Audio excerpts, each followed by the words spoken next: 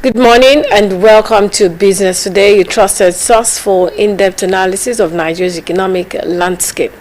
This morning, we dive into the nation's financial future as the Central Bank of Nigeria gears up for its 301st Monetary Policy Committee meeting today and tomorrow. At its last meeting in May, the MPC unanimously voted to hold the benchmark policy rate at 27.50%. The decision reflected cautious optimism amid improving macroeconomic fundamentals. And the committee had noted that narrowing gaps between the official and parallel exchange rates, falling prices of premium motor spirit, and a favorable trade balance signaled potential easing in inflationary measures. Members also acknowledged relative stability in the foreign exchange market and emphasized the importance of sustaining ongoing monetary reforms to reinforce market confidence. The MPC faces the critical decision of whether to maintain the current policy rate of 27.5%, held steady since early 2025, or to cut rates in response to easing inflation pressures and improving macroeconomic indicators. Now, with the benchmark interest rate holding steady at 27.50%, inflation concerns and signs of economic stabilization, what do these developments mean for the country? My name is Odunayo Soya. Thank you once again for joining us on the program Business Today. We'll take a short break. We'll be right back. Don't go away.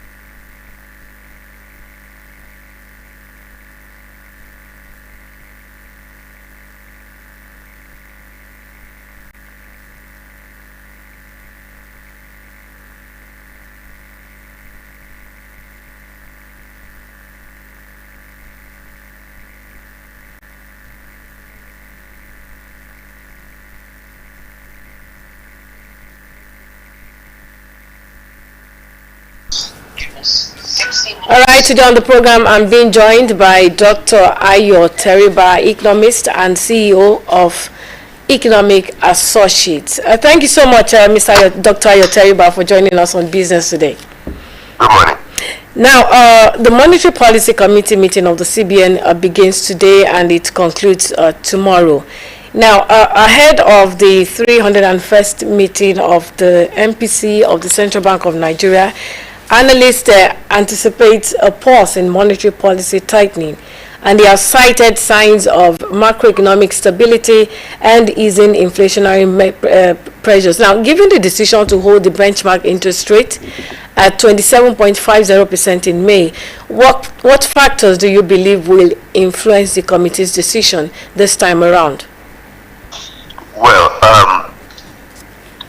most of the economic variables they will consider have continued to improve since the last time they met in May.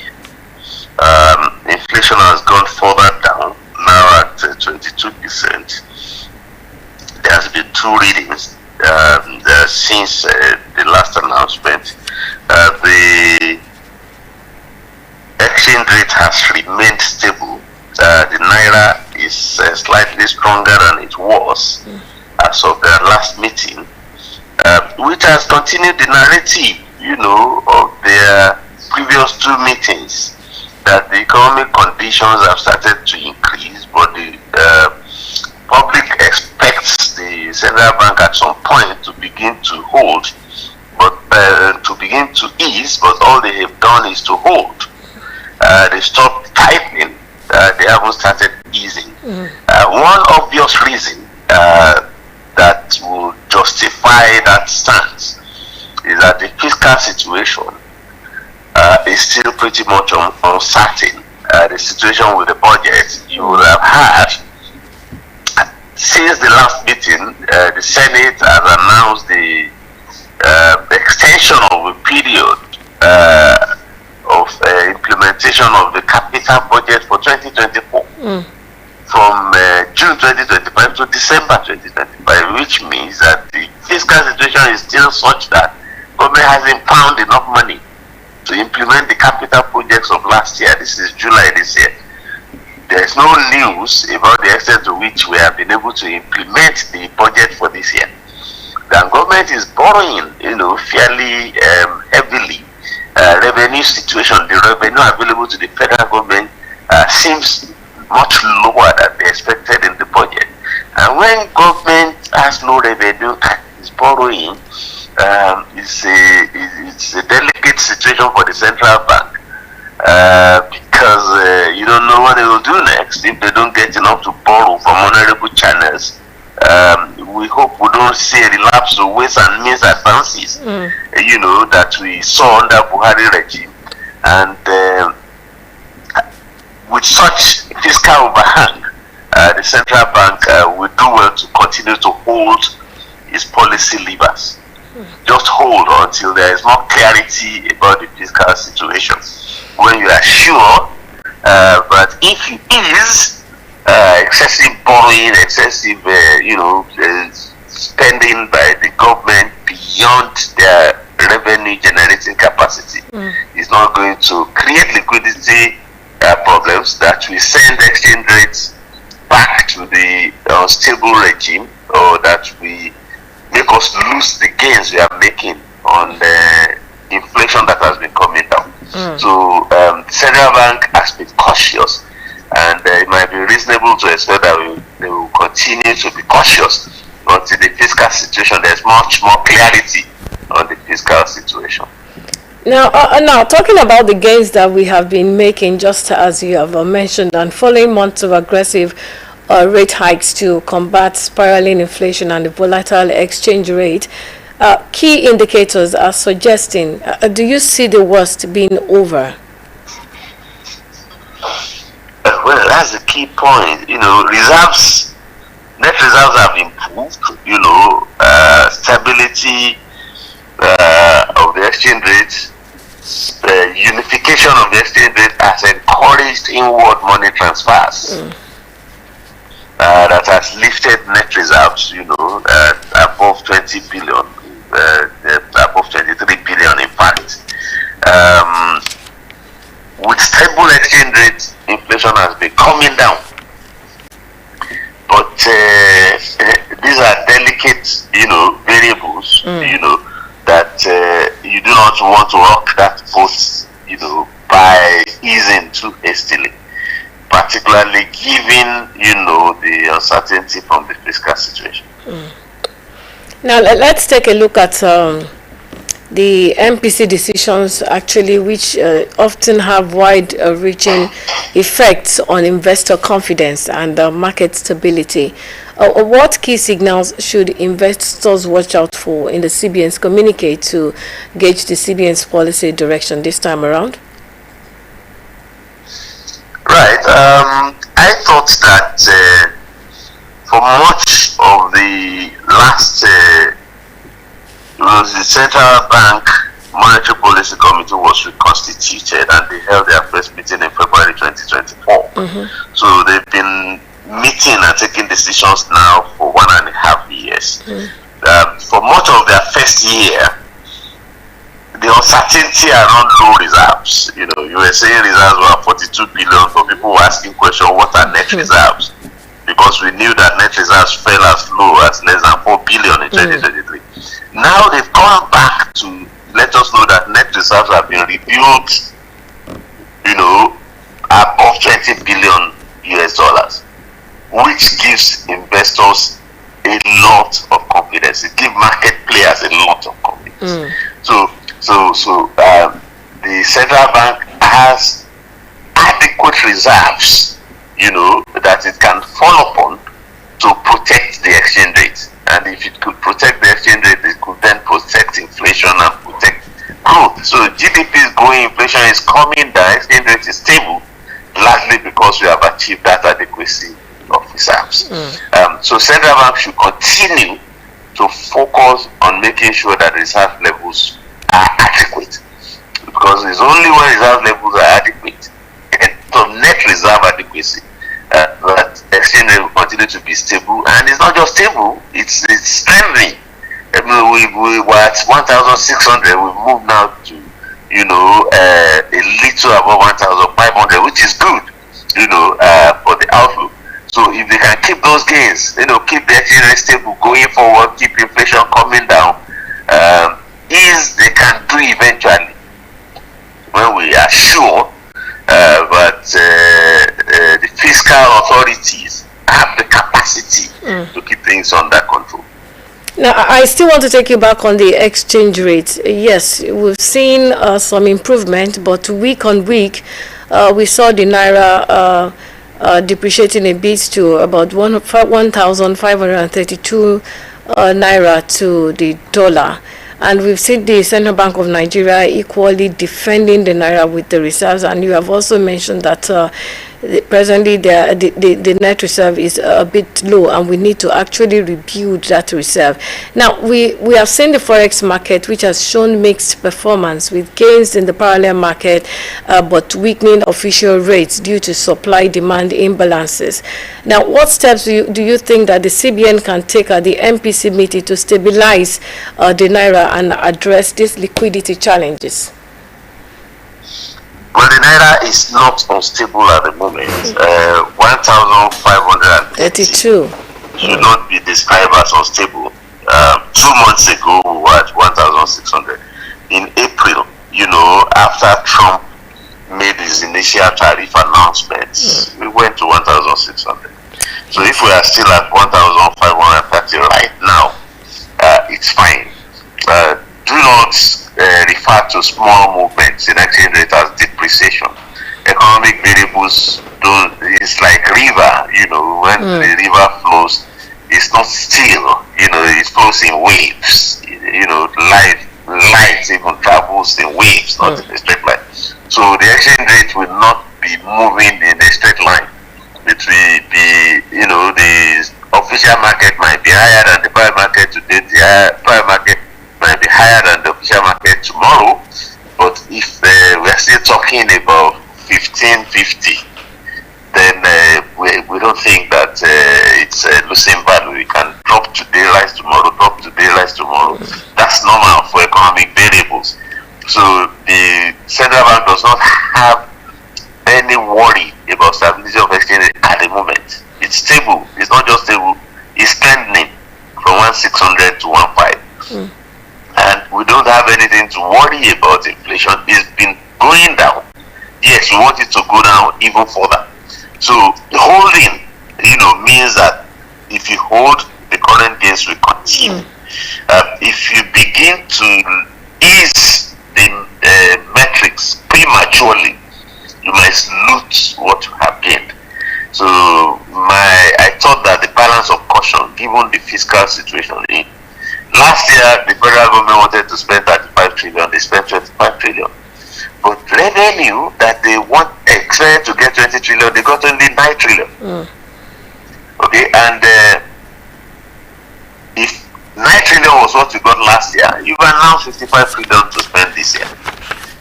9 trillion compared to 55 trillion spending is a far cry. So the revenue reality is closer to 10 trillion.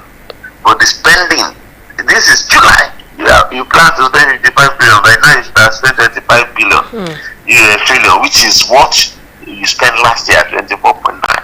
So that fiscal situation, you need to be very cautious about it. And until the country gets clarity about the fiscal situation, I think that the Monetary Policy Committee will be right to continue to tread cautiously. So that they don't put spanners in the work. So what treading cautiously means, well, I would say that the monetary policy rates at 27.5% is higher than any market rate that we can see, but there's still a corridor of -1 plus 5, -100 plus 500 basis points. You can narrow the corridor, for example, without losing anything. wants to signal the fact that the worst is over, maybe they can start by narrowing the corridor, and hopefully eventually when fiscal uncertainty clears out, you can then ease the monetary policy rate. Now, coming down to the global commodity markets, which presently are under bearish pressure due to uncertainty over U.S. rates cuts, rising inflation, and even the tariff news, how might these global dynamics influence the CBN's monetary policy decisions this month? Well, the place of commodity prices in determining Nigerian economic and macroeconomic reality is often exaggerated. Commodity prices should not, worry us as much as they do. We've seen oil price weakening considerably, but the naira has been stable because it's not about the oil price. It's more about the capital flows. In April, when the Trump tariff tantrum caused both commodity prices and equity markets to contract at the same time, we saw the liquidity threat in Nigeria. Central bank, quickly, intervened, but even the intervention did not prevent some weakening of exchange rate, some instability in the foreign exchange market, because we were talking about unstable, volatile, capital flows, in which those who lost money as global markets contracted pulled their money out of Nigeria. As long and since Trump has been persuaded by the market to ease his stance on tariff, and global capital markets have been stable, global equity markets have been stable, Nigerian capital flow situation has also been stable, exchange rate has been stable. So the bigger threat to the exchange rate in Nigeria is volatile capital flows. And that hasn't repeated since April. Okay. So as long as global equity markets are stable, the capital flows into Nigeria remain stable, we shouldn't worry about exchange rate, and if the exchange rate remains stable, we shouldn't worry about inflation, regardless of what is happening to commodity prices. As a matter of fact, the main way you compensate for what you lose on declining commodity price is to attract and retain more capital inflows. The way the central bank has been encouraging international money transfer organizations and been, ensuring that there is incentive for inward transfers. Those who remit money can get favorable exchange rate. Nobody is forcing them to surrender at an unfavorable official rate. There is only a single rate in the market. So as long as you keep the capital inflows coming, you can safely cope, with volatile commodity prices. So central bank should continue to encourage capital flows, and government should also follow suit and quickly fast track, foreign direct investment deals, project financing deals that will bring even heavier capital inflows into, for example, the road projects that the president is doing, the rail projects, or into power transmission, or to airport terminals that they are trying to build, but there is no money. We want to do Air Nigeria. Government says it has no money.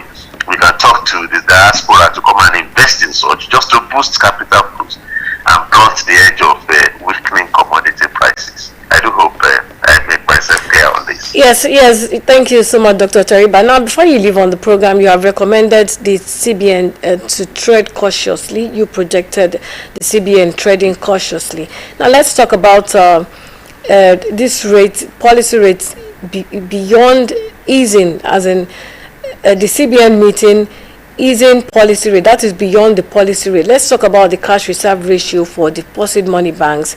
As at the last MPC meeting, it was at 50% and merchant banks at 16%.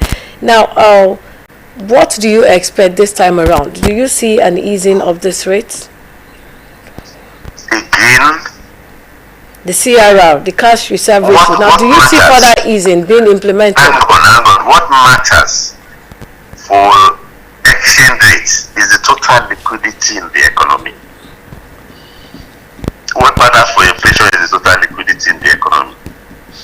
The CRR didn't start under this monetary policy committee. The previous regime left it at 32.5%, so they took it to 50.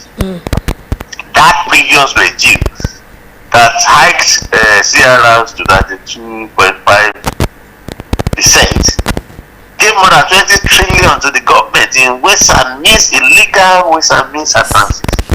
So they had hiked CRR to compensate for the excess liquidity they were releasing to government. So the dilemma that the current MPC has is that they came against the backdrop of that 20 trillion still in circulation, and they've taken it to 50. And unless they are assured that there's going to be peace from the fiscal end, they can't do nothing about it. Although 50% CRR is not in the interest of the real sector. It's not, that is 27% MPR. It's not in the interest of the real sector. It's not in the interest of long-term growth. But you can't ignore the fact that the increase in debt, occasioned by the transfer of that outstanding CRR, from central banks books to the debt market, creates threat for the exchange rate if the central bank does not keep, tighten, the CRR. So caution is that everything now depends on how soon the government can provide clarity, as in the fiscal authorities, that we are not heading back to the CR, the ways and means days, with the $22 billion debt that the president has sought to get approval from the Senate, to borrow. So if government wants to borrow excessively, then although CRR of 50% is repressive, the central bank will keep it there, because as long as the federal government is not easing in its own injection of money that it didn't generate as revenue, but is borrowing, which is displacing private sector from the debt markets, then the central bank will have to continue to keep those metrics high. So it's not in our interest that CRR should be 50%. But the reason why the central bank had to do it is the fiscal situation. And we have no clarity. We only know that as of first quarter, the fiscal authorities said they placed 6.9 trillion in revenue. But they didn't state the extent to which they've been able to meet their spending plans or to fund capital projects. It was discomforting that it was after they announced the revenue that we had that they are extending the capital project implementation window from June to December, which means they still have no money in spite of 6.9 trillion in it. Because this year they want to spend 54 billion, 54.9 trillion in budget. So what's 6.9 trillion in the first quarter? That's not even one quarter of the 54.9 trillion. So the main source of uncertainty right now that will constrain the ability of the central bank to do the needful is fiscal uncertainty.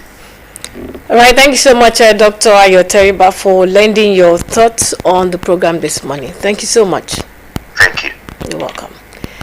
And that's Dr. Ayoteriba taking a look at the nation's financial future as the Central Bank of Nigeria meets today and tomorrow. Its policy committee meeting. Moving on the program, Nigeria's economy is forecast to grow faster in 2025, with GDP expected to increase from 3.0% in 2024 to 3.6% next year. According to a report by the African Export-Import Bank, Afreximbank, this acceleration is largely driven by increased fuel production from the Dangote Petroleum and Petrochemicals Refinery, which is set to exceed domestic demand and enable Nigeria to become a net exporter of refined fuel for the first time. The report highlights that this shift will reduce Nigeria's reliance on fuel imports, boost export growth, and strengthen the country's trade balance. Inflation is also expected to moderate, aided by favorable statistical base effects and more stable exchange rates, which in turn will support private consumption and broader economic recovery. Nigeria's strategic position as a commercial gateway to the West African region offers further opportunities, providing access to a growing regional market that will benefit businesses and investors alike. The bank projects that between 2025 and 2029, GDP growth will average 4.0% annually, propelled by sustained domestic fuel production, improved household purchasing power, and ongoing policy reforms. And the price of Nigerian crude oil has moved closer to the federal government's benchmark following renewed drone attacks on oil fields in Iraq. This marks the fourth surge of incidents, fueling concerns over potential supply disruptions and underscoring the instability plaguing the Middle East. Nigeria's major crude grades, Bonny Light, Brass River, and Kwaibo, were sold at $72.50 per barrel on Friday, trailing the FG's benchmark by $2.50. Nigeria is targeting a 25% boost in its OPEC plus crude oil quota, in line with the group's guidelines. And that's it on the program this morning. Thank you so much for being a part. Good morning.